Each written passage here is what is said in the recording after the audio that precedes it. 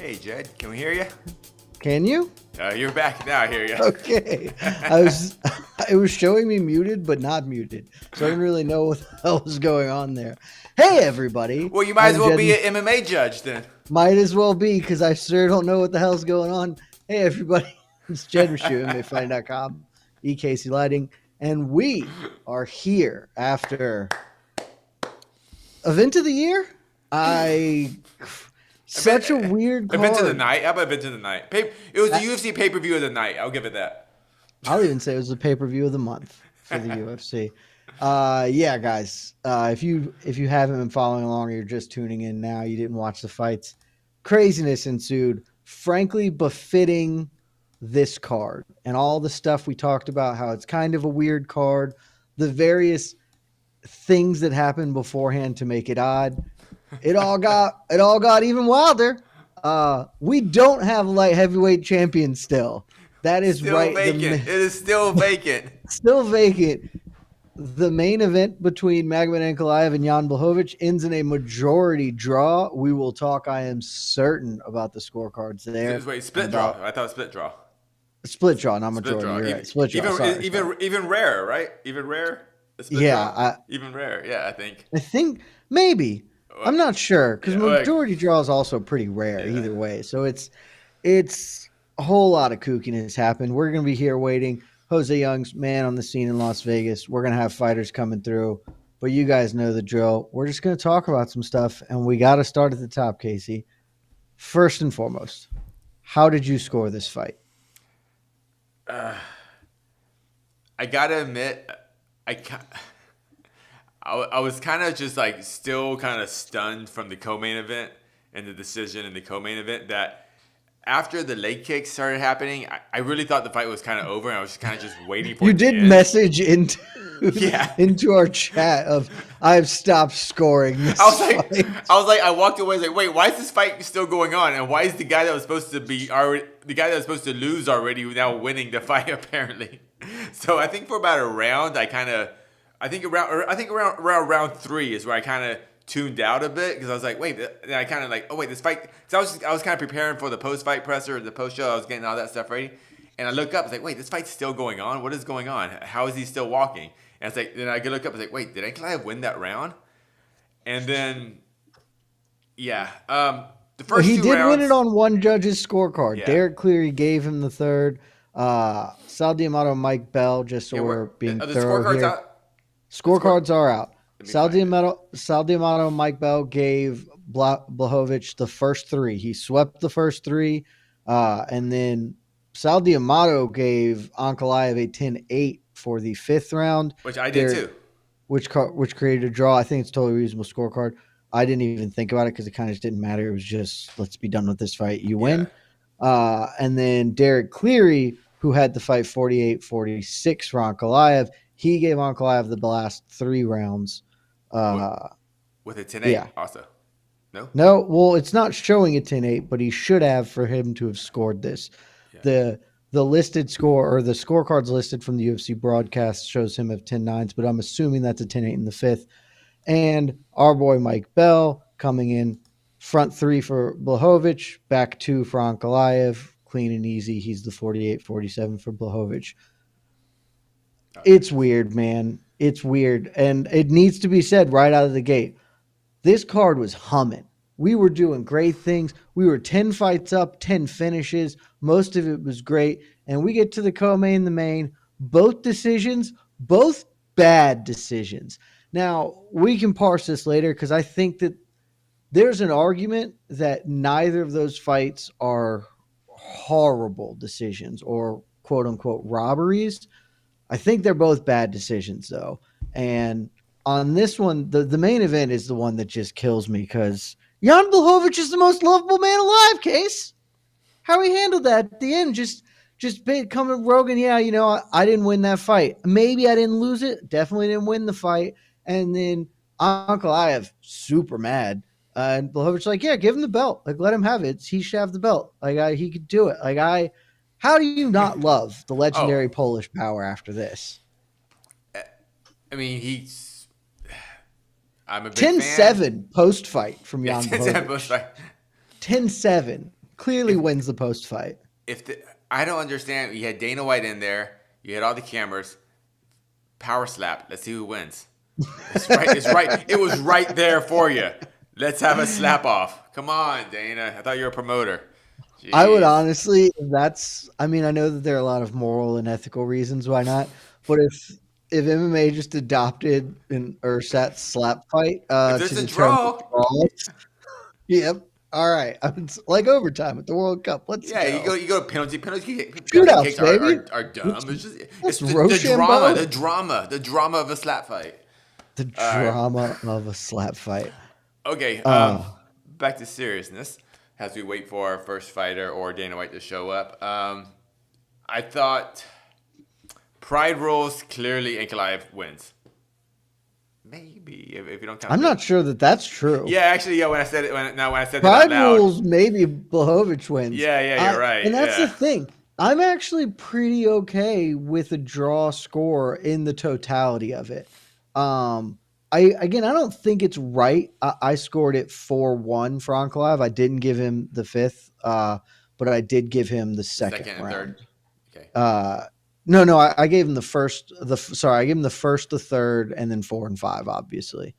And the third, I didn't feel great about. And if like I will not die on the hill of saying that Magomed Ankalaev won the third round, but Jan really.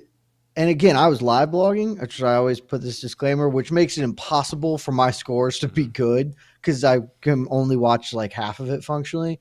But from my view on the third, the reason I gave it is Ankalaev like actually did a lot of good stuff in that round. Jan hurt the leg, and maybe that just purely should have been enough to win the round. Totally willing to agree if that's your stance. No argument for me. But that was pretty much exclusively what Jan was doing at that point, was just trying to find that, and he was giving a lot of opportunities for Magomed to start getting offense together, particularly as that round kind of kept progressing. So I gave it 4-1 to Ankalaev, but it's really hard for me, at least as I was watching, to think Błachowicz won the first round. And see Austin Kaiser coming up here. Jan won 1 through 3. That first round, I mean, it was competitive. So it's not like a blowout, but it seemed like Ankalaev pretty clearly won that round to me. Am I crazy? All three judges seemed to gave it. All three judges gave it to Jan. He was just digging that body kick in. It seemed really good to me. That was really the crux of that first for me. But I'll have to go watch it back. I'm not going to be too upset because again, I think a draw is not an unreasonable score here. Frankly, I actually don't think it's unreasonable. I think it's just kind of funny. It's more it's funny. just annoying. Annoying kind of how we got here. This isn't, at least in my point of view, this wasn't the title fight I wanted. I wanted Glover in there. I felt he had earned that. I felt it should have been Glover and Jan, the rematch. So we got this. So I think it was just kind of just funny because now with the vacated title, what are we going to do? They run this back? Do they run it back? That's the problem. So who gets screwed over? Who gets screwed? Jan. I think gets screwed. Weird. I mean, no, not weird. I'm just like, interesting. It is weird, but I think that what they're going to do is they're like, okay, Glover, you said you needed time to prepare. Now you have it. We're going to do it. And maybe, and this is probably unlikely. In fact, I'm just going to say it's not going to happen, but like that Brazil card still could use some help. Like if they could just convince Magomed to be like, hey man, I know you just fought, but like, what if you stay frosty and turn it right around? Because Brazil could use. I know they gave us the layout of it, but that card needs some pop at the top. Probably won't happen. We'll probably get. I think we're going to end up getting Ankalaev versus Glover, and Jan will take a step back because the downside of him being such a great guy and real mensch is that he has made it the most obvious for them to be like, well, all right, we'll pull you out, bud, and you can sit on the sidelines here. You are our third choice to be in this fight anyway, so you'll move on. And at the end of the day, it's fine. Yeah. It's weird, right? Like it's weird that we don't have a champion because they vacated and then we get this draw. That seems like the oddest possible. Has that happened before in the UFC with a vacated title and then a draw in the title fight? I was trying to remember because I'm not. This is like where Jose Youngs kills it. Yeah, I'm super not good at this.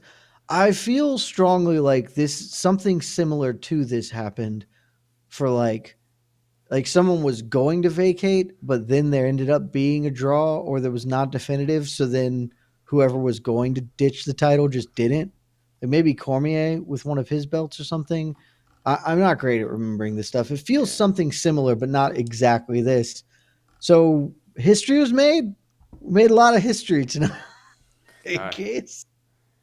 Crazy. I, Yeah. unfortunately, okay. It wasn't that great as far as entertainment. The fight It wasn't was a that terrible fight. entertaining. It's Okay, terrible. all right. It was terrible. That's why they're not going to run it back. This fight was That's terrible. the They're fight not was. going to run the terrible fight Yeah, back. and I kind of this is kind of the fight we kind of both thought, not maybe how it went, but we didn't. Neither of us kind of coming into this fight thought this was gonna be a barn burner of a fight. No, You thought there was no, gonna be no, a no. late finish. I thought this was gonna be just a bad 25 minutes as far as entertainment, not as far as high level MMA, but high level Yeah, MMA and entertainment are two separate things. Uh, but yeah. I really, unfortunately, for myself, I might have to rewatch this fight I'm going to because for sure have to. because yeah, because I'm actually afraid the commentary swayed my opinion Oh on man, that's the other thing. It because they were may well so have swayed heavy mine. on Ankalaev to the point where I kind of lost motivation in really judging the fight. As a media member, and I was just kind of just Hmm. watching it. So I was just listening to the commentary, and maybe that's what really threw me off. And usually I try to ignore that stuff, but I feel it definitely got in my ears this time, and it made the feeling the draw so much odder, to me. And Yeah, obviously when you get 10-8'd in the fifth round, you who wins or who even gets a draw when they get 10-8'd in the final round. Like if you get 10-8 in the final round, you always that's lose, and it's just yeah. That's the real part of this that I think gives the bad taste, right? mhm. Because like the draw's not it's not an egregious scorecard in general. Like to get to a draw seems pretty okay, but it feels like we know if they did 7 rounds, we know who wins this fight. Like they don't. That's not how fights work. But it's what you were getting at with the pride rules, not by the letter of pride rules, but by the spirit of pride rules. If this fight's happening in a playground and somebody's finally come to break it up, well, Ankalaev won the fight because he was the guy who could have kept doing the thing that he was doing at the end of it, and so it leaves a bit of a weird taste, certainly. So it's just a wild one, man. Super weird ending to a weird card, top to bottom, I was just just all gonna pick sorts of. that. Where so you came into this week Yuri or stays number one. Yuri has to stay number yeah, one as light heavyweight now. I'm not sure, but I might have Yuri number one, Nemkov number two, and eventually Yuri will be out because of inactivity. But right now he still stays at one. But I have Nemkov two, and I think everything kind of stays the same underneath that. I am gonna Um, move Ankalaev up. He might be 2 or 3. We'll see. Because again, I thought he won the fight, so I'm gonna give him that credit. I do want to watch it again before I make full judgment on that. But yeah, super weird. We still don't have anybody back there. I also don't even know who's like. I guess we're getting Patty, Dana, maybe both in the main event at this point. I don't know who hasn't come back yet, but they're taking their time. So why don't we talk about the co-main event? The other probably much worse judging much snafu. worse, much worse. I'm going to take a hot take later on, maybe on the post show, maybe here, we'll see. But for the sake of it, in your co-main event, Patty Pimblett gets the win. Controversial unanimous decision, 29-28 across the board over Jared Gordon. Case, how do you feel about this one? I think you don't like it. Are you pulling up the MMA decisions right now? Yeah, I knew you were. yeah. Uh, So, for the listeners at home, for the viewers, please expound on what you have in front of you from MMA decisions about the quality of this outcome. uh, I scored the fight 30-27. I have no issue with it being 29-28 for Jared Gordon. 1, 2, 3, 4, 5, 6, 7, 8, 9, 10, 11, 12, 13, 14, 15, 16, 17, 18, 20. 20 members scored the fight for Gordon. One member Dan Urban from Couchside Judges agreed with the 3 other judges and gave it for Paddy Pimblett. I will say this to speak out for that man. The official MMA fighting scorecard was 29-28 Paddy Pimblett. I will explain my reasons. That was not my personal scorecard, but I will explain my reasons for that as we go on here. But please continue. I think Gordon. Actually, I gotta bring the actual scorecard. Wow. It's the scorecard that's actually really shocking. The scorecards are the real problem. Yeah, so, it's not the actual final score. It's how they got to the score. That's exactly. the issue. That is issue. the huge issue here because if we're being officially MMA fighting score at 29-28, I was on the live blog. Again, live blog judging is very suspect in general for me. But I try to, with the live blogs, do what I think the judges are going to do because I feel like, as opposed to me, who sometimes just gets in my bag and scores some things how I'm feeling about it. And so gave that one to Paddy. The second round is a swing. Like, that fight was very obviously the first round to me. Jared Gordon won. And I thought pretty clearly that Paddy won the third. Obviously, a lot of 30-27s. So I was wrong in that way. That seemed like, but the second round was very back and forth. And I thought ultimately Paddy probably stole it with his flurry at the end. Where the thing about that whole fight, I don't think Paddy actually landed much effective offense. He Leonard Garcia'd his way to getting the judges' attention. He threw more, even though most of it got blocked or whiffed, and didn't really show a lot when he got hit back, and so it kind of bamboozled him. That's why I scored it that way in the live blog. But personally, I thought Jared Gordon was landing by far the better strikes, both on the interior and stuff. And I thought he won the first 2 rounds. And I would if I was really feeling myself, I would give that a 30-28 because that third round, nothing happened. Just nothing happened. So that's where I'm at. But the issue being, Casey, to your point, do you have the judges' scorecards in front of you? I don't have in front of me, but 2 judges, I looked at it early. 2 judges gave round one to Paddy Pimblett, which is egregious. And Doug Crosby was one of those judges. Doug Crosby, Ron McCarthy and Doug Crosby. Doug Crosby, who last night was on the other side of the country in beautiful Uncasville, Connecticut. Scenic. Uncasville. Who gave the 50-45 to Sabatello.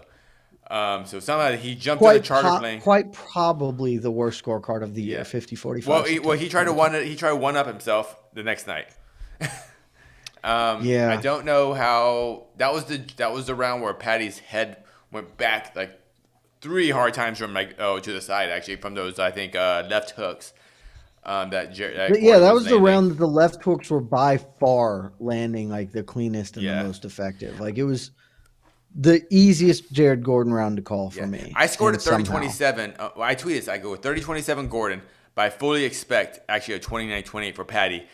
But under the expectation that rounds 2 and 3 we're going to go to Paddy. Absolutely. Because we at home have a much better view of the fight. These judges, they're sitting at their one angle. All those, when Gordon was blocking all those shots, he's doing very just block. He's not doing like hard blocks. So like they're still making a lot of sound. And even Rogan was going, "Oh, sweet head kick," or whatever. I was watching. I was like, "Dude, that's blocked." They were killing me. I was like, "That was a block shot," and the crowd's popping. Because their Paddy's their guy. So for the judges, if it's a close round and they can't see if it's really blocked, and they hear the crowd pop big, no, they can hear Rogan. Rogan's only sitting 10 feet from these judges. I don't know. I could see why the judges may have gone the direction of Paddy for those 2 close rounds, especially with a lot of shots that were blocked. But round 1, no excuse. I don't get it. The commentary team, and here's all right, I'm going to get to the part that really bothers me about this. So the commentary team, we've got audio, means somebody's coming in, and it's Dana White. What's up, guys? So Dana White. The attendance tonight was 18,455, 29th consecutive sellout, sold out all year. Gate was 4.4 million. The fight of the night was Till and Duplessis, and performance of the night, since it's the holidays, and I'm in a good mood. I gave everybody who got to finish $50,000. So there's a lot of them. All right, so you're in a good mood. I mean, I don't know that everybody is right now. Kind of a wild ending, right? I guess give us your thoughts on the main event. What are you going to do? I think the main event was terrible. What are you going to do? What about the scoring of it itself? We've seen this. This is nothing new. It's like the Paddy Pimblett fight. It's like Gordon had a horrible game plan going into that third round. You think you won the first 2 rounds with the judges? I mean, how do you know that? Why go in there and throw away the third round and not go in and fight your ass off and try to win? If you think you know who won what round or whatever, you're crazy. I've been doing this for 23 years. I have no fucking idea what those guys are going to do or what they're going to say. So, yeah. Did you have anybody winning in the main event? Did you have it? I don't even know. I started to zone out after like fucking 3 rounds. So, I heard that Ankalaev is upset and whatever. What do you want me to do? You got beat up the first 2 rounds and you took him to the ground. You started. What are you going to do? But I guess the question is, what do you do now, right? I mean, vacant title, a split. You do Glover versus Jamal Hill in Brazil for the vacant title. Is that done? Done. Thanks for breaking some news there. Yeah, you're welcome. All right. That's what I do. And then, you're always so giving, Yeah. especially on fight night. That's You love me. Matchmaking on fight night. It's Christmas. And I guess I did want to ask you about what you thought about the Paddy Pimblett score as well, but there's a lot of kind of going back and forth on that one as well. The same thing. You know what I mean? I thought that Jared Gordon's game plan in the third round was horrible. He felt like he had the first 2 rounds and he went in and pushed him against the fence. And I got to go after the ref too. A big fight, co-main event, third round, crowd's going crazy, and you're going to let him stand against the fence the entire fight. But these are these things that happen. What are you going to do? Horrible game plan by Gordon. The ref let it happen, and he threw the fight away. He was doing great in that fight. He should have fought the third round. Last thing for me, you made a trip into the cage after Santiago Ponzinibbio and Alex Morono. Don't typically do that after every fight, so just want to know kind of what the message was there. Yeah, I just had so much respect for him. He took the fight on short notice, was winning the fight going into the third round. He rocked Ponzinibbio, and then now on the flip side, Ponzinibbio's corner that round said, "You just this is corner work. You just lost the first 2 rounds. You have to go in there and finish him." And Ponzinibbio went in there, got rocked, and then kept it together and ends up finishing the fight. And Morono fought like a stud. Not to mention the fact too that Ponzinibbio was expecting to fight a southpaw, older guy who's been in some wars, and he ends up in there with this young savage who, can crack. So just have nothing but respect for both guys. And, we give Morono his win money too. Man, you're in a good mood. Yeah, I'm raining tonight. Raining. That it? I'm done? No, not quite yet. Dana, what do you do with Darren Till at the moment? Obviously, he's gone through a bad streak, and tonight he had his moments, but he ended up losing again. I'm curious, what do you see as his future? I mean, that's the fight of the night. I don't think his stock drops at all. If he would have went out there and got destroyed in the first round, like it looked like it was going to happen, but he did the exact opposite. He weathered that storm, stayed out of submissions, and then he comes back, and you think he's going to win the fight. I thought it was an awesome fight. That's why it was fight of the night, and I don't think his stock dropped at all. And for Duplessis, what an incredible win for him. I think that slam at the end, I think that took the life out of Till. Did you hear that when they hit the ground? Yeah, that was brutal. I think that's what ended the fight more than the choke. Obviously, this is the last pay-per-view of the year. I'm curious, if you look back at 2022, what do you think of it and how the company's done? It was awesome. I mean, 29 consecutive sellouts, and all the fights this year have been incredible, right up until the main event tonight. But it's been an awesome year. What did you make of Raul Rosas' performance? A lot was made of him being obviously 18. Jay Parent talked a lot leading up to this, and it's a very impressive win by Raul. Listen, I say this all the time. UFC jitters are absolutely real. It happens to all the guys. I don't care how good you are, how confident you are, all that stuff. It's a real thing, and he overcame it tonight at a very young age. There's a hysterical meme that people are sending me tonight of him in school next week. It's pretty funny if you check it out online. But when you try to wrap your head around that and think about, you know, the tremendous pressure that this kid must be under, and to come in and fight in the UFC, it's awesome. Then obviously another big win for Ilya Topuria. What did you make of his performance against Bryce Mitchell? He looked incredible tonight. He went out there and absolutely dominated, and you know, a really badass, tough kid, and he looked damn good doing it. And he called for the UFC to go to Spain. He said he's actually talked to you about this before in the past. Well, you know what my answer to that is. We want to go everywhere. So, yes, we want to go to Spain, too. Yeah, I love it. Is there any update on UFC Africa? Dricus du Plessis was saying that if you're going to go, you should go to South Africa because they have the infrastructure. Yeah. No. Next year, we're going to dive into that and start figuring out where we think we go and how we do it. Yeah. Dana back here. Yep. Dana, obviously 2022, a lot of the titles changed hands. Once again, obviously one of the best things about the sport, unpredictability. But can you just talk about that from the promotion standpoint, having so many stars go up and go down in a year like 2022? Well, I think you answered your own question. I think that it's what makes the sport so awesome is that you have no idea how a fight is going to turn out. And, you know, there's so many different ways to win, so many different ways to lose. And it usually happens. It's you know, and if you have some dominant champs like Israel and Usman, and you know, they end up getting beat, especially the way they did this year. It's a crazy sport, man. It's so fun to watch. It's like the Till fight tonight. I mean, I don't know about you guys, but I was literally on the edge of my seat through that whole fight because it was so back and forth. And Till survived that first round. Then it looked like du Plessis was tired, and it's awesome. I don't even know what else to say other than it's the greatest combat sport in the world ever. Earlier this week, obviously the announcement about returning to London with a numbered event. Are things looking like they'll be finalized for Usman Edwards number 3, or could we see a bit of a change up? Yeah, no, that's what we're aiming for. That's what we want. We're going to go to the O2, and yeah, that's it.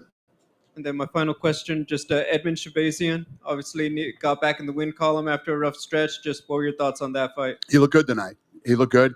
Came in and did what he had to do. Back was up against the wall, and he came out and won tonight. I love that kid. I'm happy for him. Happy holidays. You too, buddy. Dan, Hey, Dan. Yep. can you just walk us through the process in making this Glover versus Hill fight? Obviously, this just happened. I know Glover was here. Was Hill here as well? Did you call him? What happened? We got out of the octagon. We're all bummed out in my green room in the back. And then Hunter and Mick started talking. Hunter had talked to somebody, and Mick had already talked to somebody. And they're like, what about doing this in Brazil? We'll turn it right around and do this thing in Brazil. And everybody started to cheer up a little bit and got a lot more fun back in the green room. Yeah. So fair to say, like, verbal agreements for now, contracts haven't been signed yet? Yeah. Okay, perfect.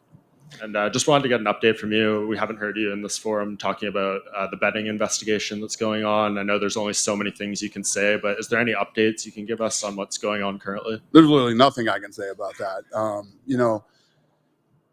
I did an interview the other day with Akamoto. It was probably the most I've said about this, and that doesn't come out till like next week. But it is what it is. There's an investigation going on, and see how it plays out. How concerning is this for you about, like, kind of the integrity not only of this organization but as the sport as a whole? Zero. I'm not worried about it at all. People ask me, well, what were they talking about? Somebody was saying, well, what's the UFC going to do? We let these guys know not to bet on fights. Do you know what the outcome of this is? Like, if I penalize them, you get cut. They're going to go to fucking federal prison. Federal fucking prison. If you're that fucking stupid and somebody else wants to do it, knock yourself out. There's not enough money in it to ruin your life and not go to jail. Go to federal prison. What other question do you have? I was just going to ask if there's a timeline on when maybe this could be wrapped up. Or How the fuck would I know? There's an investigation going on. You think the people that are investigating call me and keep me in the loop on this? I'm not sure what you're being told. That's why I asked. Why would they tell me? There's an investigation going on a fight that's being fixed. Why would they tell me anything? I know as much as you know. Fair enough. Thank you, Dana. You're welcome. Hey, Dana. On a lighter note, Ilya Taporia, he's got bad blood with Patty the Batty Pimblett. 2 times in a row, they've shared pay-per-view cards. During the press conference, they feuded. Just curious, do you have interest in booking them down the line, that matchup, Patty and Ilya? I don't know. I mean, we'll see what happens. It's not anything that we're looking at right now. I mean, the way he looked tonight, I mean, this kid, what is he right now, 14? He's, he after tonight, he breaks into the top 10, I'm sure that kid's looking at title. He wants the title, so he's working his way this way. Lastly, any update with booking a fight with Colby Covington or Jorge Masvidal, 2 top guys in the welterweight division? I have no idea. I'm not even thinking about that shit right now. Dana, don't you right? Yep. You spoke about the return to London. I know you guys were looking at a stadium show, and obviously you settled on the O2. How close was it to being finalized for a stadium? Well, we didn't settle on the O2. I mean, the O2 is our spot. That's where we go. That's, those guys have been amazing to us. The energy and the buzz inside that place is always, I mean, I tell everybody, if you want to go to a fight in London at the O2. It's unbelievable. People from the UK were saying, why don't you look at Cardiff? Why don't you do this? Why don't you check this place out? So I did. I mean, I looked at it. My number one big problem in England is your weather. Let's start there. Weather with an outdoor arena in February or March or whatever, it just fucking spells disaster, I think.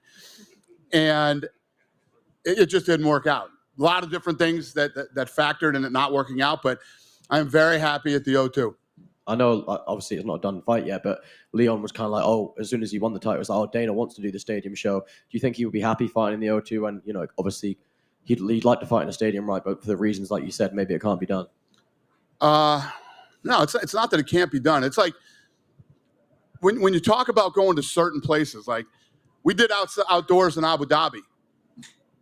Odds are pretty good it's not going to rain. When you go to these other places, I'm such a freak about the live show, the live event, and fans being there, and anything that could affect the fight, whether it's rain or wind or, it's tough for me. Even in Abu Dhabi, that night that we did that, it was hot as hell outside in the middle of the night. That has an effect on the fight too. But if there's an outdoor fight, Abu Dhabi's probably the spot. And finally, what did you make of Raul Rosas' interview where he said he wants the $50,000 to buy his mum a minivan so he could take him to the PI? I love it. He got it. Congratulations. Minivan on the way. Thank you. You're welcome. Yeah, you're right. Another young fighter, Cameron Simon, opened up the card. I know that you were very high on him during the Contender Series. I wonder your thoughts on him. I'm sorry, I zoned out there. What did you ask me? Cameron Simon, he opened up the card. You were very high on him during the Contender Series. I just wanted your thoughts on him. Yeah. No, you already said I like him. What more can I say about him? Yeah. Congratulations. I love seeing these kids come in off the Contender and do well in the big show and deal with the pressure and all the things that come along with fighting here. Once you get that out of the way and under your belt, probably going to do pretty well. You announced the theater at the Virgin Hotels on March 11th. I just wanted to know what was the decision to go there? It's a new spot, I'm guessing. What did you say? The theater at the Virgin Hotels on March 11th, the new the hotel for the fight night. It was Jamal Elvers, Anthony Smith. I just wanted to know the decision. We are? No, that's news to me. I didn't even know that. Well, thank you. Okay. Yeah. You're welcome. Aljamain Sterling versus Henry Cejudo are saying that fight is done for March. Confirm or deny that? Did we announce that? They have. They have. I guess it's right then. And then any news on John Jones versus Francis Ngannou? Is that the way that you're trying to go though? Guys, I'm not even thinking about that shit tonight. You're asking me shit that could happen in 23, possibly in the summer, and I have no idea. And then finally, you did say that you're trying to do Conor McGregor versus Michael Chandler. I never said that ever fucking once. This is what happens when you do interviews and people listen to your interviews, and you said, so if Conor McGregor came back right now, who would you be looking at as an opponent? Well, I said, well, if he did, if that happened and that scenario played out right now, Chandler would be a fun fight. Never fucking once did I say we're doing Conor McGregor versus Chandler. I don't even know when Conor McGregor is coming back. And this is why I don't like to answer these kind of questions, because some fucking idiot somewhere on the internet puts out that that's what I said, and it's not even remotely close to what I said. People write stories off other fucking interviews with other people when they couldn't even ask proper questions. I don't know. I was in a good mood. Now you guys are fucking killing me. I'm Sorry kidding. about that. I'm kidding. Taking the bonuses back. I might not help this mood, Dana. All right, buddy. What do you got? I wanted to go back to judging. Sorry about this. Is there anything? I know it's kind of like the tail wagging the dog, but is there anything that the UFC can do, working with the Nevada Athletic Commission, to improve the consistency and quality of judging? We've been doing it for years. I mean, for 23 years, we've been working with these guys on that stuff. But it's not just the Nevada State Athletic Commission. It's other commissions when we go places. You have, I haven't said this in a long time, so things must be better. Don't leave it in the hands of these judges. Don't go out in the third round and think you won the first 2 rounds and push a guy against the cage when you were doing great in the fight anyway. You already were doing great in the fight. Go out and fucking fight the third round, Ponzinibbio's corner told him, you just fucking lost the first 2 rounds. You need to knock him out to win this fight. Right? What you don't ever want to do as a corner is go, oh, you got the first 2 rounds. Let's cruise this round. Stay away from him. Do this or that. You know what I mean?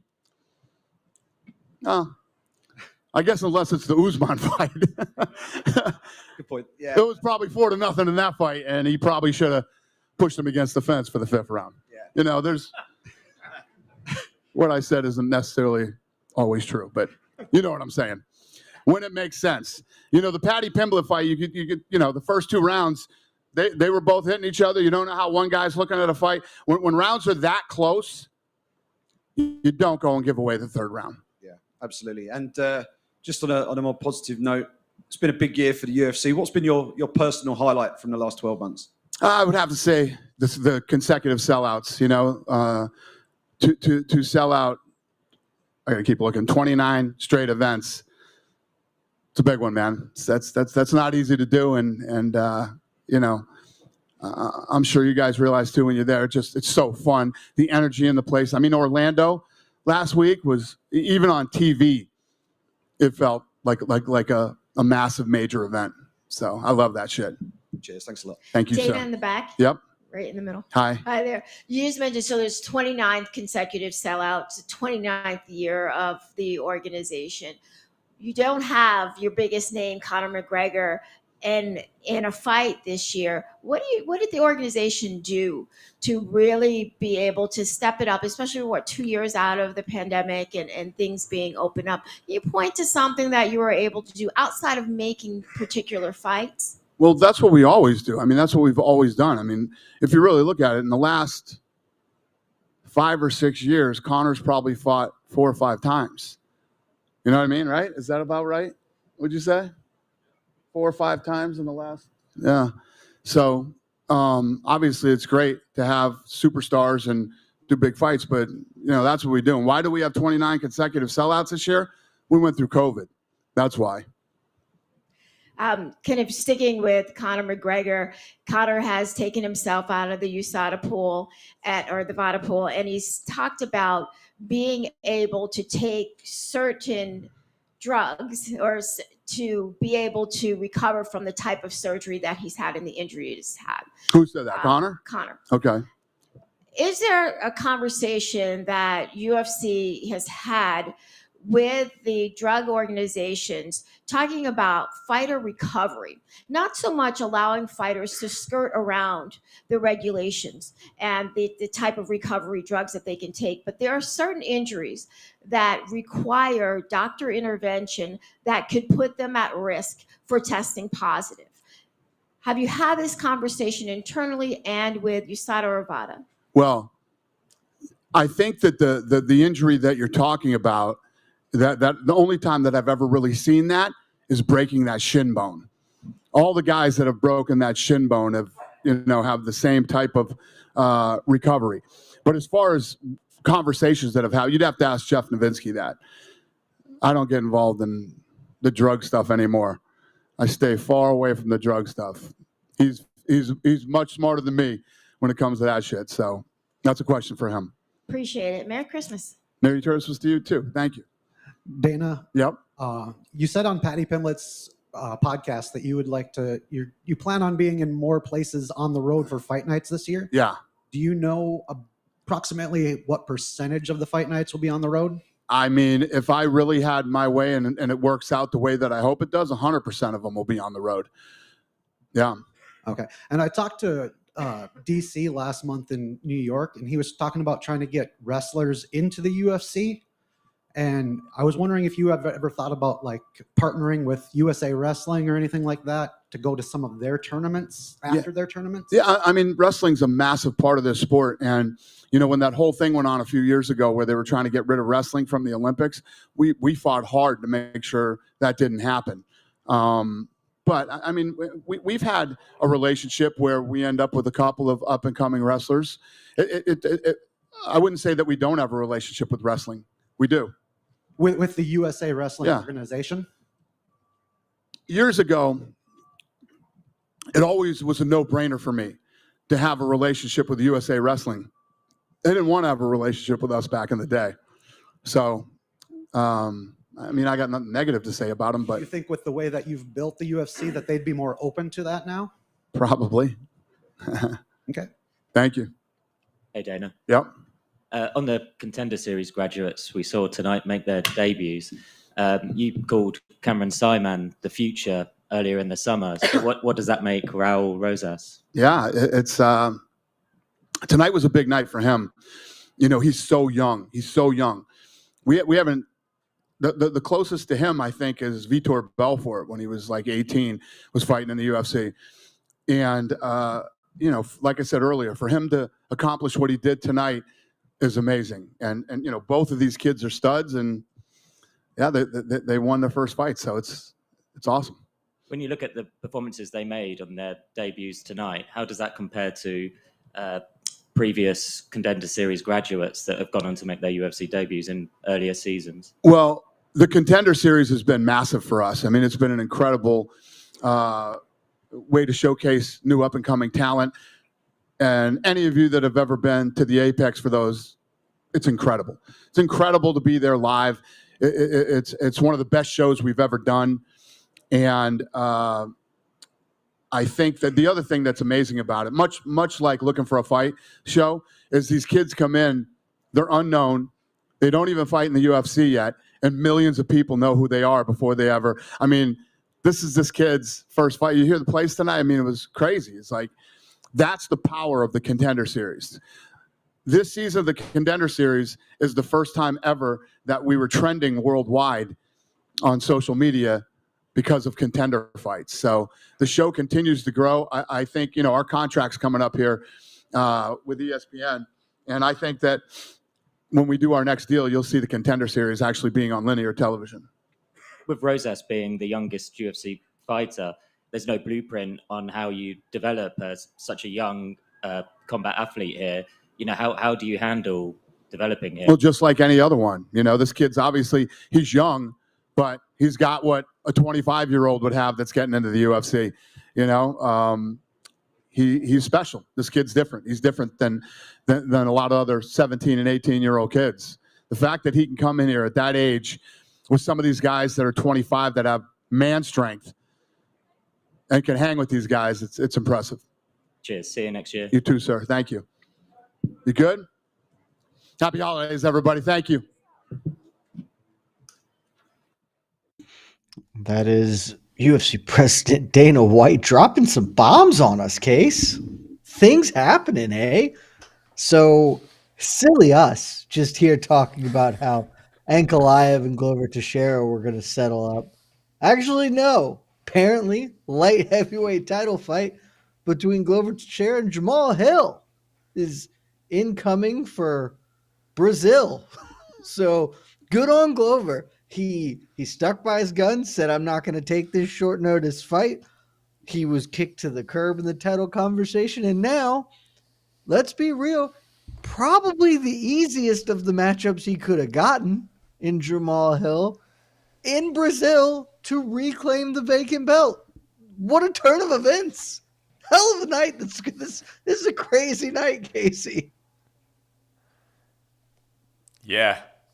Just, how many times? I thought he was joking when he said that at first. I was like, because like Dana White, I've seen 1,000 press conferences. Like, I don't make fights on the night of the fight. I don't make fights. I'm Dana White. Don't ask me to make fights. Oh yeah, here's a title fight in 1 month.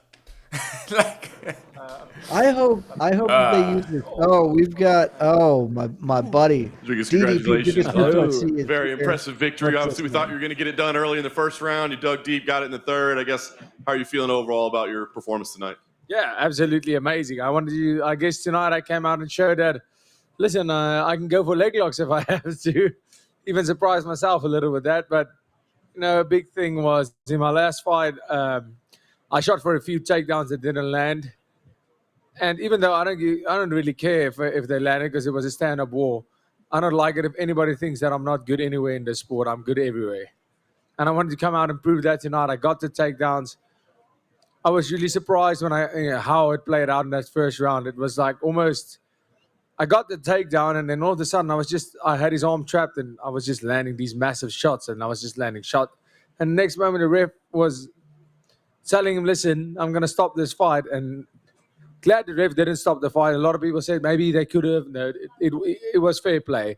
Every time the refs warned him and told him to improve his position, he did do that. But I didn't really completely pull the trigger because I was like, this is the first round and I'm just holding on to him and punching him in the face. So I didn't really pull the trigger. Second round, I hang back a little. I have to say, I didn't feel tired at all. My legs did feel a little bit, I don't know, maybe it was the weight cut. Maybe, I don't know what it was. My legs felt a little bit weird. I felt slow. In third round, halfway through the second round, I felt good again. I started finding my feet again, and everything went better. Third round, I came out and I knew this is the time to finish the fight. I didn't even consider the fact that I was going to go to a decision. I knew I was going to finish that fight, and I knew that if I took Darren down, I could finish the fight at any moment. I know you had a lot of respect for Darren Till as a welterweight. Do you now have respect for him as a middleweight as well? Do you think he proved maybe that he can compete in the division? I think Darren proved that he is an incredible fighter, but I do believe if he wants to make any run at being successful, he needs to fight at welterweight. Honestly felt that tonight, and I'm not being hating on Darren Till at all. I have all the respect in the world, but he is not strong enough or big enough to fight at middleweight. As for yourself, obviously this run that you've been on in the UFC is impressive. So, how fast do you think people should be talking about you as, a legitimate title contender? Is this something you want to accomplish next year? Or is it still like, hey, let me gradually make my way up? Like, what's the path for you? Well, I think gradually that ship has sailed. I just beat Darren Till. I just made my a proper stamp. I just got a proper stamp on a fight of the night in the top 10 of the division. I said in my last fight that I will be in the top 10 before the end of the year. Here I am. And I'm telling you guys now, I'll be a title contender by the end of 2023. Last thing for me, you did just go through a war, so I'm just curious. Do you see yourself trying to turn something around and keep some consistency? Do you need some time off? What's the plan for you? Yeah, well, right now I'm going to enjoy the Christmas holidays, get a little bit fat, drink all the beer that I can, eat all the pizza that I can, like I always do after fights. But you can't get me out of the gym for more than 2 weeks, and I'll be back at it. I'm looking to return early March, maybe April, but early next year. Getting 3 or 4 fights in next year to make sure I get that contender spot. Trick is right here. You had mentioned the weight cut and your legs. Was it a tough weight cut this fight camp? Oh no, not at all. My weight cut actually went brilliantly. Just usually I have somebody that loosens me up after the weight cut because you can get quite stiff from cutting weight. Obviously, your muscles, they stiffen up because you're taking all the sodium and all the sweating and everything. And I didn't do it this fight. But my cut went absolutely great. I cut maybe 4 pounds less than I did with the Brad Tavares fight. I was quite a bit bigger in the cage with Brad Tavares, but I didn't like it that way. Everything went perfect with this cut. I think it was just a slip up on my part of preparation. Then at the face-off yesterday, when he wouldn't face you, and then he tried to like make you flinch, did that bother you at all, or did it add anything into this fight? No, I wouldn't want to face me. Did you see the size of me against him? And then obviously you and Cameron both got wins today. Have you heard from anyone in South Africa how they took all your fights? Oh yeah, people on my phone's going absolutely crazy. Spoke to my mom and dad, spoke to my brothers. Everybody's just ecstatic. You know, Cameron fought like 1:30 p.m. South African time, and I fought 5:30. So people stayed awake the whole night, and everybody's basically asleep now. But people were still going. My phone is going berserk, and people are absolutely raving. And we said it before. We're both coming home with performance bonus wins, and you know, he got his performance bonus. I got fight of the night. South Africa MMA is alive. Dracus right here. Just want to ask on Cameron's performance, just what did you think? He obviously spoke glowing of you as the more experienced teammate in the UFC. Just what was it like to see him, you know, finally get his moment in the sun too? I'm so incredibly happy for him. You know, this kid has put in all the work, and he deserves to be here. He deserves to be here, and he showed that tonight. That's what I wanted people to see. You know, a lot of people said, "Oh, he's too young. It's too early." I wanted tonight. It was so amazing for me, so that I don't have to tell anybody. You know, we don't have to tell anybody that Cameron deserves to be here. Cameron showed that he deserves to be here tonight. He faced some adversity after that first round. You know, he had me worried a few times in that fight. We had a talk when I got back here, but you know, the kid's 21-year-old. He's a 21-year-old kid. He's going to make mistakes, and he's fighting on the biggest stage in the world. And I'm just incredibly proud of him, and so proud to call him a teammate and fellow countryman. Speaking once again, the size discrepancy between you and Darren, roughly about how much do you weigh on fight night, if you could tell us? I probably got into the cage at 210 tonight. Yeah, I would say I got into the cage at 210, which is quite normal for me, between 208 and 210 to get in the cage. Thank you. Hey, Drickus. To your right. The other right. Oh, yeah. You mentioned pizza and beer earlier. Will you be having any of that tonight with Cameron? Absolutely. 100% we are going to have a lot of pizza. We're going to have a lot of beer. Well, I'm saying we're going to have a lot of pizza, but we'll probably have the first thing we can get our hands on. But the beers we will definitely find. Whatever the first stop that we can make has, we're going to eat that, and there will be beer. Enjoy your night. Thank you so much. I appreciate that. Drickus, hoe het die geveg vir jou afgeloop? Wel, het kon regtig nie beter gegaan het nie. Ek het amper die fight gestop vroeg in die eerste ronde. Ek's bly dit nie so uitgedraai nie, want dan het ek nou gesit met die fight of the night nie. Dit het ongelooflik goed gegaan. Ek dink ek het aan baie mense bewys dat ek nie net kan stand up nie, maar ek kan op die grond fight, en ek het ook gestand up met een van die beste stand-up fighters in die UFC. En ons gameplan perfek uitgewerk. Baie dankie aan my coach, Ornay Visser, en ons span daar van Pretoria, klein gym in Pretoria, Team CIT MMA. Ons het dit gedoen, ons plan het perfek gewerk, soos dit altyd werk. Ons is hier om te bly. En wat is volgende vir jou? Vakansie hou, en dan sal ons gaan sit, ek, coach, die span, en ons sal praat, en ons sal besluite neem oor wat die beste volgende opponent. Daar's baie goed in die divisie wat moet gebeur. Ek sal Paulo Costa love om te fight. Ek sal love om te fight. Ek weet hy fight Robert Whittaker. Ek weet hy wil dalk net sy kontrak hernie nie. Maar jy weet, ons sal maar moet kyk wat gebeur, want op hierdie stadium het ek net 'n paar ouens van hom te kies. Dis nie meer net die hele divisie nie.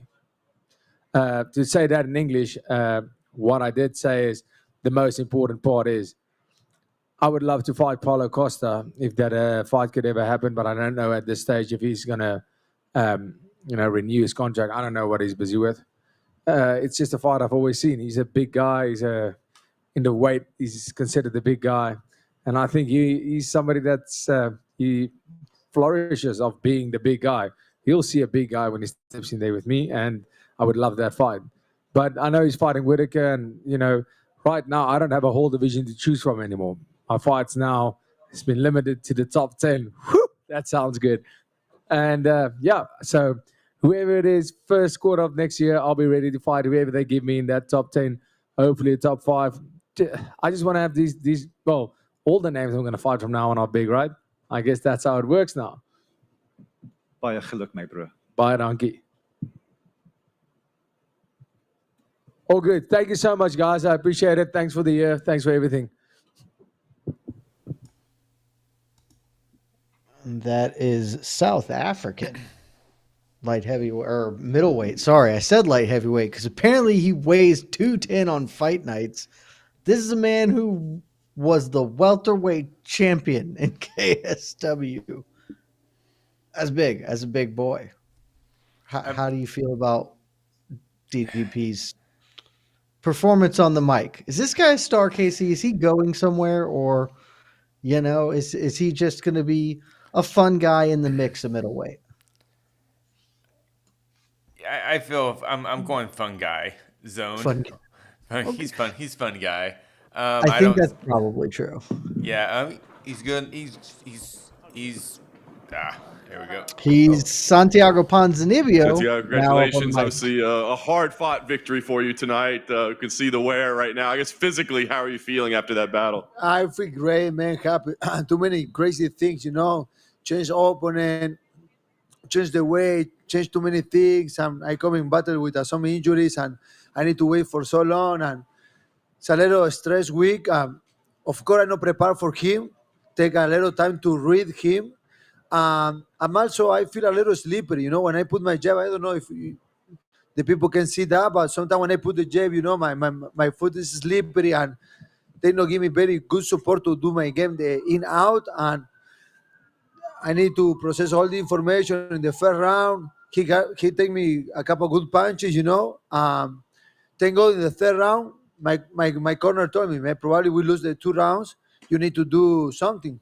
I go forward and try to put my right hand, and thank God I take it. Given all you were dealing with, I know you said coming in, hey, I'm a fighter, we fight. But, was there ever any discussion of, maybe we shouldn't do this? We have the losses, and now we're changing opponent and style and everything. Did you ever think, maybe we just shouldn't fight? Yeah, no. I'm a fighter, I take the challenge, and I grow in with the challenge, I believe in myself. I believe in I have the capacity to do the things, for sure are crazy. I prepare for a sub-pop, for a guy that uses more boxing, that different movement, and this guy moving more kick, having more jiu-jitsu is different. And also it's different. If you talk about the names, of course, Lawler is bigger name, is a legend. But if you take the momentum, this kid have better momentum. He won 8 the last 10 fights in UFC, 4 in a row. Robbie is not coming the same way, and they changed completely. And also the weight, they make this fight 180 to try to stay the fight. When they told me that, I already 180, I'm not light. But yeah, I believe more in myself. I believe I'm big heart. I have the capacity to do the things, and I prove to myself one more time that I can do that. I know Alex was a little frustrated with the stoppage, but from your point of view, did you think the stoppage was good? Brother, in front him, I put the right hand. I saw him move bad. I put the other right hand. He fall in front of me, and I have 2 more bombs to give him. If the referee no stop, I'm gonna put the right hand on the cross. I'm probably gonna injure him more. I think that they doing the good thing. He maybe protect the self. Okay, no, but he not protect the self, and I'm ready to continue hurting him. I don't want, but if the referee not go in the middle, I'm gonna do. Well, obviously, congratulations. I guess what's the next move for you? Last thing for me, what's the next fight for you? Brother, I don't know, man. This kid coming very well. 8 victories in 10 fights in UFC is not everyone, I think I proved to the world again that I can stay with the top 10. I try to take any challenge there. you know, I have a lot of exciting fights, and also my last two fights are a split decision. A lot of people think that I won both fights, are close, but I can win. And if they give me these two fights, I 11-1 in my last 12-2. Okay, I have two split decision, but you know, still my job is good inside to the case, and we will see what happens. Maybe top 10. I wish, if not, to be honest, I don't want to have too much time waiting. I want to take a fight soon, you know. Santiago, down the front right here. Dana White was just in here, and he was praising your cornerman between rounds 2 and 3, telling you that you were down 2-0 and you needed the knockout. So is that what they, during the fight, did you believe you were down 2-0, like your cornermen were saying? Yeah. My corner, yeah. It's a little crazy fight. Yeah, I know very sure what is to happen. I asked him to my corner when they finished the second round, and he told me, "You lose the 2 rounds." And I go say, "Okay, let's go try to finish." And I take my right hand, and that's it. And unrelated, on Friday during the weigh-ins, were you sweating the Argentina game? Yeah, man, a lot. I enjoy a lot the World Cup. I love soccer. I'm super happy with the victory in Argentina. And we continue with the party today, and we're ready for Tuesday. It's not easy game with Croatia, but I believe Messi, and I believe the team. Santiago, felicitaciones, hermano. Gracias. Please share with us your emotion when you just made the knockout, that release you felt. Yeah, man, because my last two fights are a split decision, brother. I don't want to go to the judge again. I don't know what is to happen. And also, my coach told me, you lost the 2 rounds. Maybe are close. I don't know. I need to watch the fight. I don't remember very well. It's crazy fight. I give punches. I take punches. I need to saw, but I don't want to go to the judge again. You know, it's my last two fights, split decision. I think I do more, and that's so bad. You know, when when it's too close. You know, and thank God the third round when I can put my right hand and finish the fight, I feel I did the job right.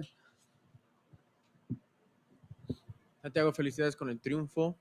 Si nos puedes contar un poquito el énfasis en el tercer asalto, posiblemente ibas perdiendo, ganando, no importa, pero que sabías necesitabas el knockout para ganar la pelea o someter a tu oponente. Eso, bueno, fue lo que me dijo mi esquina, Catel Cubis.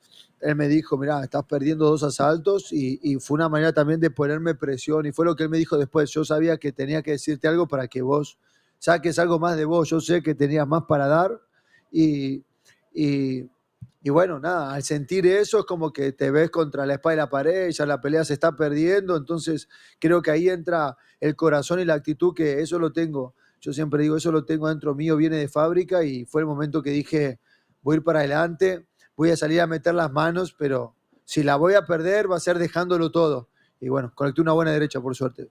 Y si me puedes contar sobre el knockout, porque el golpe que conectaste fue casi perfecto, exactamente en el lugar de la cabeza para poder casi noquearlo con ese golpe, aparte los que pudiste conectar. ¿Cómo viste eso o cuál fue la estrategia durante la pelea que pudiste encontrar ese momento perfecto? Estaba buscando la mano derecha, la esquina me la estaba pidiendo, como estaba patinándome un poco cada vez que metía el jab, me estaba costando volver con la mano derecha, y bueno, en el tercer round salí, metí, creo que fue un golpe al cuerpo, y solté la derecha fuerte, conecta en la quijada, le veo la cara, veo que la cara se le tuerce, lo vi muy lastimado, repito la mano, esa pega más o menos a la altura de la 100 y cae. Y cuando cae, le voy a conectar otra y el juez ya la para, pero es lo que dije anteriormente, si la pelea seguía, yo tenía una mano derecha y un cruzado de izquierda, él estando en el piso lo iba a lastimar mucho.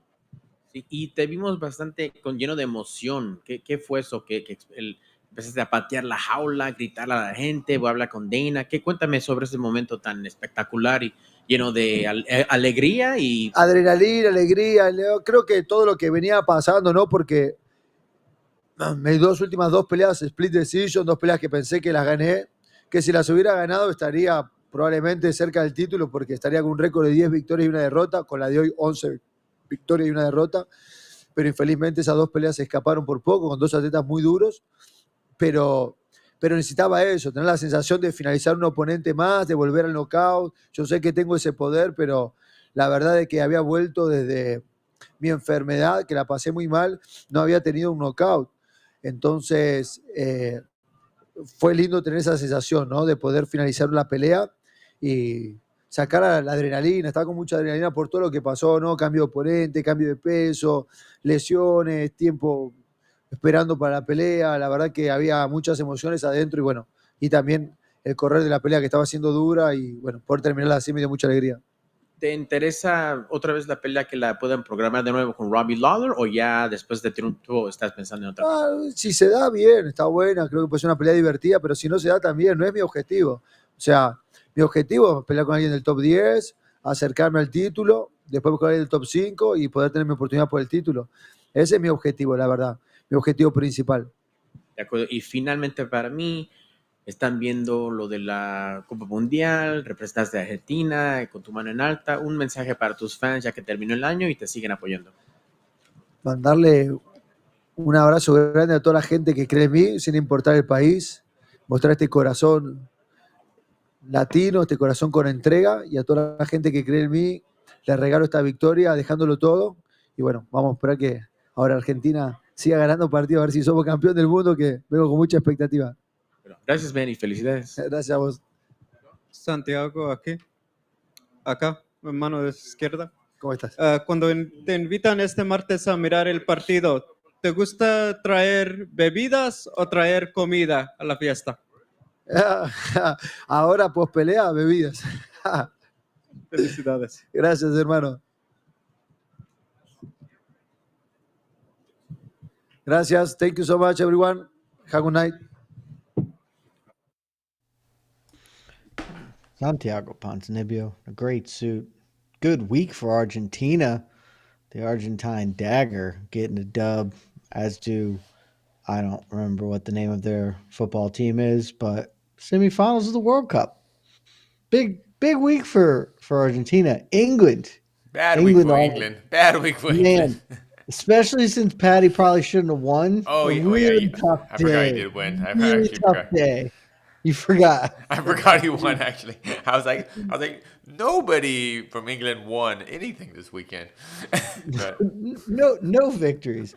My guess is we are probably only waiting on Patty Pimblett at this point. Oh, it might not be the case. Oh, well, here is Patty Pimblett, the man himself. Patty, congratulations on the victory. A hard-fought one out there tonight. I guess first and foremost, can we get a health update? Do you know the status of the foot, the ankle right now? No, I haven't got a clue, lad. I'm going to have to get it MRI'd and X-rayed. The doctor said he'll do it Monday, so I'll know from then. Got to get this MRI'd and X-rayed as well. Jared's got one hard head. So the hand might be broken as well. Not the hand, it's my fingers here. These like little knuckles here. It's the fat. Yeah. Well, obviously we talk about when you fight, there's all these expectations. It's almost like if you don't come in and, destroy him in the first round, that you do good. So I guess, going through a 3-round war like that, how do you feel right now about the performance? I'm sound, you know what I mean? Everyone's got an opinion, lad. The opinions are arseholes, you know what I mean? Everyone's got one.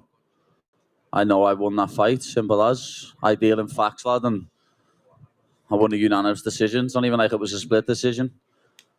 Look at his face and look at mine. Fights get scored on damage now. I landed a lot more damage. End of. Yeah. I know you had a lot of respect for him as a fighter coming in, but was it even more difficult than you thought? Did he have surprises for you in there? Yeah, he was. It was, as I say, he can take a punch, lad. I hit him with some big shots and he kept coming forward. Hats off to Jared. He's a phenomenal fighter, also a phenomenal human being. Yeah. Do you, as the fight's unfolding, like you said, it's like people expect you to destroy guys. Is it difficult for you to keep focus and keep confidence knowing that, the fans probably want you to get them out of there in one, and you got to kind of grind your way? No, I'm pretty happy now because I've just done my first ever 3 5-minute rounds in the UFC against a tough opponent who I know has cardio. And I could have pushed it more in that 3rd round, but I coasted a bit. I thought I'm 2 rounds up, I coasted a bit, especially with the ankle. Know what I mean? I shouldn't have. It's my own silly fault. I shouldn't have coasted in the 3rd round, but control time means nothing when you don't do nothing with it. Last thing for me, obviously we're going to have to figure out what the health status is before you book anything, but do you see something? What's next for yourself as far as like a place or a headline or an opponent? What's next? I don't care, lad. You know what I mean? People keep saying, oh, you're going to fight the top 15, you're going to fight him, you're going to fight him. Everyone talks about me, lad. That's how they stay relevant. people mention me to stay relevant, lad. So I don't care. Whoever's name's on the contract next, I'll fight. But I've got to sort this ankle out first. Paddy, don't you right? Dana was in here and he said that he thinks that Jared's game plan going into the third round was horrible. Do you think the same? Yeah. I compared it before to when Sean O'Malley hurt his ankle. He should have tried to stay standing with me because my ankle was pretty compromised in that third round. I was worried about my ankle. So because of that, I think if he would have tried to strike with me a bit more, he would have caught me more because I couldn't move properly. My foot wasn't 100%. So I think if he would have stayed striking with me, he would have had a lot more success because my mobility was a little bit stuck. Know what I mean? I would have been stuck in the mud. When he started pushing me against the cage, I was like, sound, let's chill. Know what I mean? And then I was landing more significant strikes with me back on the cage. Know what I mean? I think he landed 3 or 4 significant strikes in the third round. I was landing knees to the body, knees to the face, little elbows, little punches. As I say, fighter scored on damage now, and look at his face and look at mine. And obviously, saying about the referee as well, Dana thinks, you should have done a better job of breaking it up. There was a bit of inactivity against the fence. Were you ever like, look, he's not doing anything to me, like, we need to separate it? No, as I said, my ankle was a bit compromised, lad. So when he was older me there, I was like, sound, Jared, let's chill. You know what I mean? Let's just base off here, because the more I separate, the more I have to put weight on my ankle, and the more I have to end up worried about getting in a bad position with my foot, because it was bad. Like, as soon as I kicked him in the first round, I put my foot down and went, oh, what's happened there? And then I was thinking about my foot, and where I was worrying about my foot, he left hooked me. I was like, oh, yeah, you're in a fight, Pad. Stop worrying about your foot. Let's focus on the fight at hand. Is it an injury that you've had before? Do you kind of suspect what it is, or do you not know? No, I don't know what I mean? I've had ankle injuries before, lad, know what I mean? But I feel like there's something in my ankle floating about. It's a bit weird, know what I mean? I don't know what it is. I've got a splint on my ankle now. I'm getting it looked at on Monday. Hopefully it's not too bad and I can focus on fighting still, but I don't know. I'm hoping I don't need surgery. Obviously, 4 wins and 4. Christmas is on the horizon. I think you've got a holiday to Thailand, right, in January. Yeah. How have you sum up this year, given this your co-main event pay-per-view debut? Sound, innit? It's been a good year. 3-0, 2 finishes. I've just went full 15 with a very tough opponent who, as I say, he comes to fight every time, lad, and he's got the cardio for 15 minutes, and I won by unanimous decision. That's all that matters. So I've had a brilliant year, an absolutely brilliant year, and long may they continue. Just one from Warburg, sorry. Everyone makes a big deal about the diet outside of camp. Do you really not care what you're going to do from now between the next one? Everyone makes up you go almost to light heavyweight limit as you're eating a pizza there, I'm guessing it is? No, that's a cookie, that, lad. Oh, cookie, okay. Do you not care in between now? Do you just going to do what you want? I don't give a flying fuck what anyone's got to say about me. I turn up on weight, in shape. That's all that matters. Cheers, mate. Congrats. Patty in the front right here. You said you when you coasted in round 3, were your coaches telling you that you had won the first 2 rounds, or did you feel it in there that you had won the first I knew 2? I'd won the first 2. People don't have to tell me, you know what I mean? But when I've looked at the stats after the fight, I think I won all 3. In the cage, I thought that he won the third, you know what I mean? And when it said 29-28, I was like, yeah, good decision. I won the first 2, he won the third. But then after looking back at the stats, 4 significant strikes in the third. Console time doesn't mean jack shit anymore, lad. You know what I mean? So immediately after you felt he had won round 3, but then in hindsight, you think you won all 3? Yeah. And did you say anything to him after? He seems pretty upset and seemed to leave the octagon. No, I spoke to him in the back. He said to me, I thought I won. I was like, lad, you're one tough son of a bitch. You know what I mean? You took some shots there and kept walking forward. Everyone always thinks they won, lad. I've lost 2 5-round decision fights and I thought I won both. You know what I mean? It's that simple. But like I said, opinions are like arseholes. Everyone's got one. The fact is, I won by unanimous decision. Paddy done it. Obviously, you joked with Joe Rogan about did he pay for the interview. I'm curious, was there any part of you that regretted that thing happening this week with all the comments that you're getting on your Instagram and stuff like that? No, I don't give a fuck. I'm unapologetically myself, lad. I've had that bottled up for over a year where he talks shite. I've had all bots commenting on my page. I get on with it, lad. You know what I mean? One of them. you think that's an issue that you and Ariel could ever squash, or is that just going to be behind you? I don't give a fuck. You know what I mean? Fighters are more important. I worry about fighters. Hey, Patty over here. Just out of curiosity, first time fighting in front of a full arena in the United States for the UFC. Just what was that experience? You know what you bring in the UK. What was it like to feel that knowing you're in a completely different country? I felt bad for Jared when he walked out and got booed, to be honest. I did. I felt bad for Jared because he's a nice, very nice man. He didn't deserve to get booed, but it just shows how good my fans are and what star power I've got. That walkout was spectacular. That's up there with the O2, you know what I mean, and the Echo Arena in Liverpool. That was special. Lovely walkout.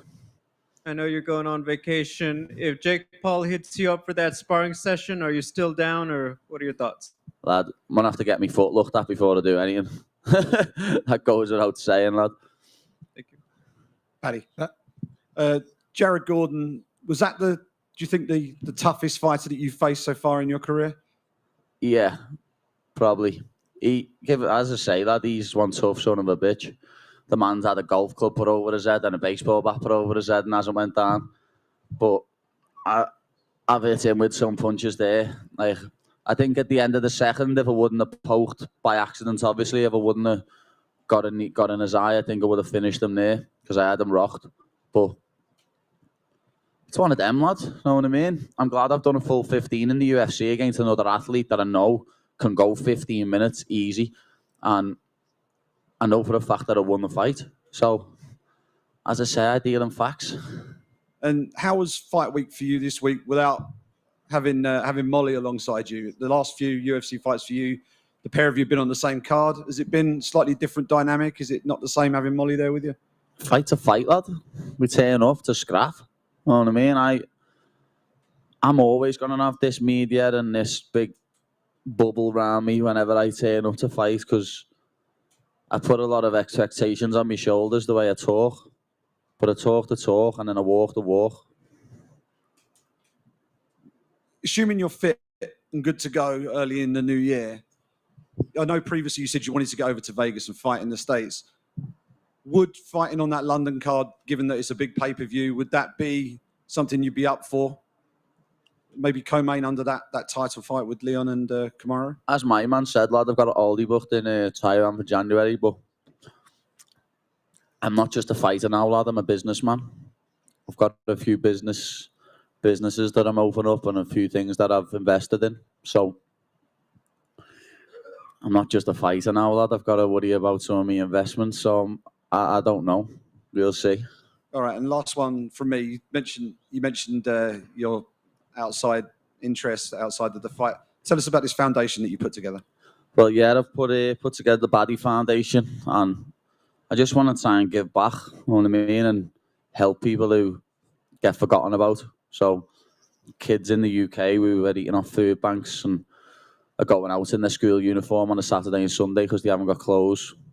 I want to try and help people like that. And then obviously men's mental health is a big thing to me now. In my city, there's an epidemic at the minute of people killing themselves, young men. So I just want to help give back. As I said earlier, I want to help Jared.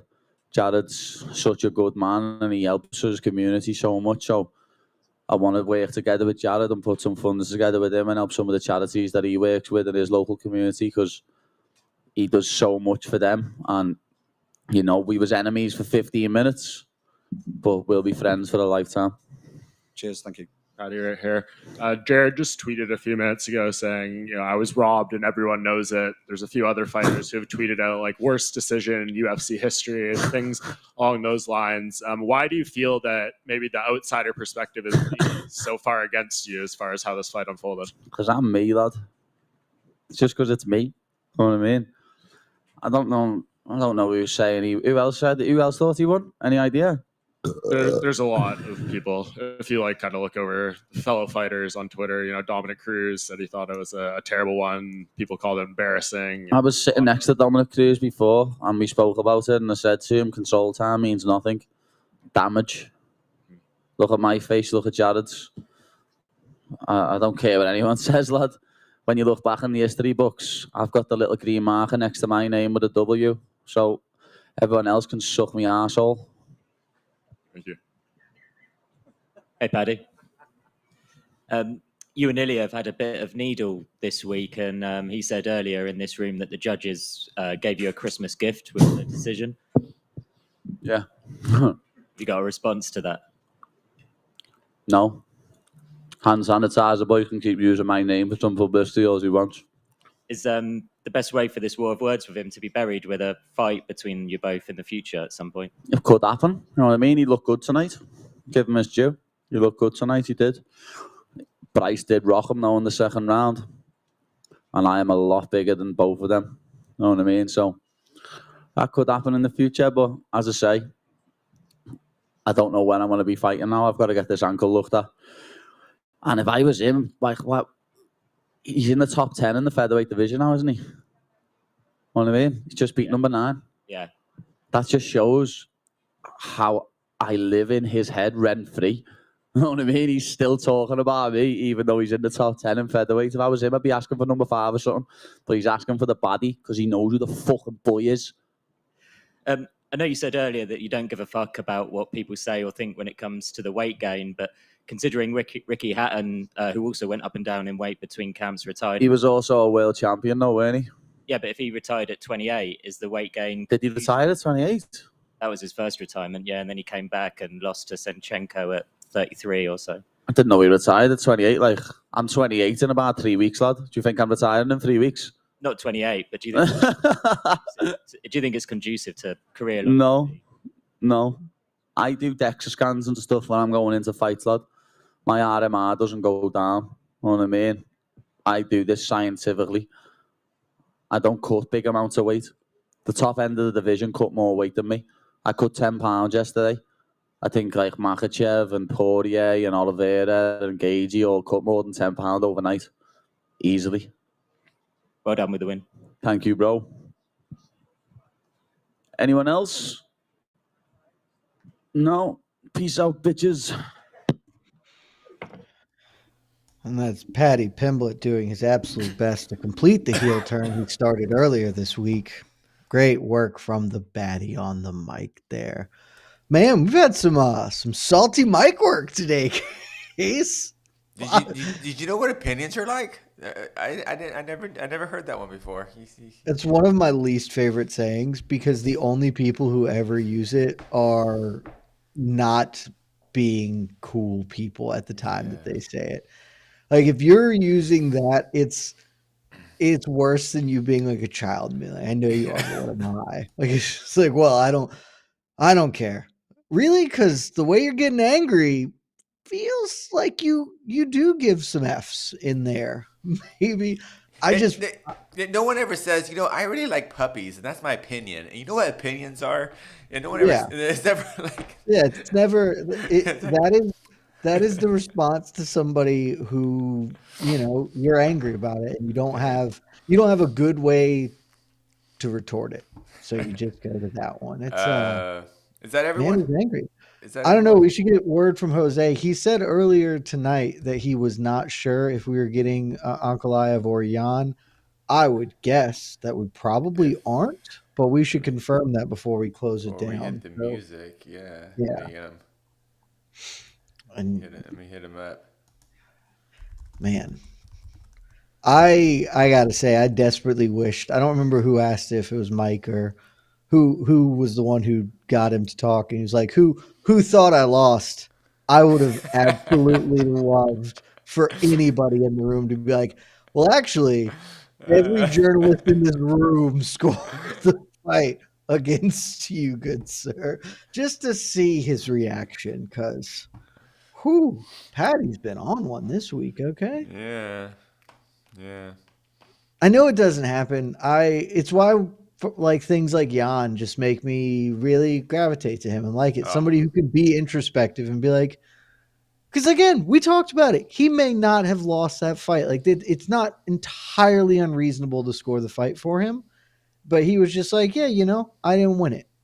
Give it to Ankalaev. And Patty can't even have the self-awareness to be like, yeah, tough fight. It's like, it was close. Could have gone either way, Yeah. Wasn't a close fight at all. All right, we got our cue. That is we're done. Hit the music. Hit the music. Boom. My jam. This has been fantastic. And it doesn't stop here because the post show. We are just getting started. Jose Youngs will join us in the post show. I think Mike Heck's coming, maybe AK Lee. I don't know who else is joining. But keep it locked here because that's coming in like 2 minutes, Casey. Oh, right around the corner. Yeah. We got Mike Heck. He's already ready in the green room. Mike Heck is already in the green room? He's in the green room. Means I don't have to host this, so that's exciting. I just get to fire hot takes. Thank you for staying with us for a somewhat abbreviated post-fight press conference, and I'll see you on the other side. Tracy. Love this. All right. So some of you guys might not know, but Tracy is leaving us. So this is his last pay-per-view with us. Oh, Tracy. Thank you for putting up Good with work, me Trace. yelling at you during open workouts, helping out with Ultimate Media Day. You will truly be missed. Sam has big shoes to fill. So thank you. We got you a cake. Sam has big shoes to fill. We And believe some, in you, Sam. something to wash it down with. Happy trails, Tracy. Thanks, sir. Love you guys. Thanks, Tracy. Bye, Tracy.